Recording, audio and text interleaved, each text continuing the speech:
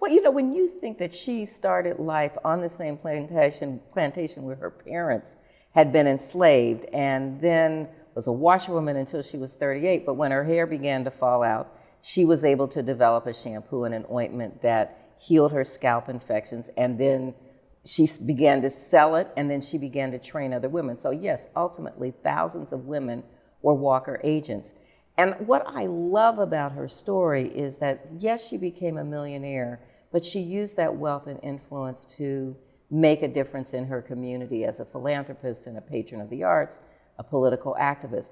And I think in some ways the hair care products, while they were very important in giving women something, Black women's products that were specifically for them, I think the hair care products in a way became a means to an end. Yes. That she was empowering other women, helping them become economically independent.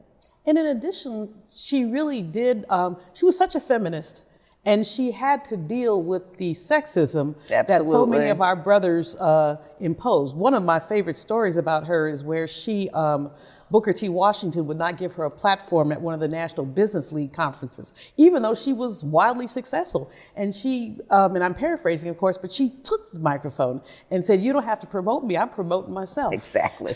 And that's just a great story. Yeah, you know, it is the concept of women have to interrupt. You know, and she gained his respect over a period of time. But yes, she did have to sort of assert herself, and she wasn't part of his inner circle.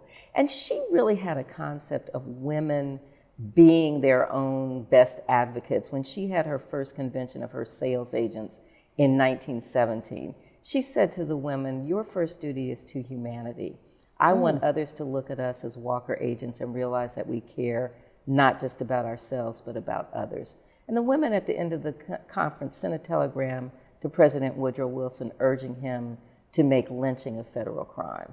So she was, yes, she was a feminist, she was an activist, she was an advocate for Black people. And she was a race woman. And she was a race woman.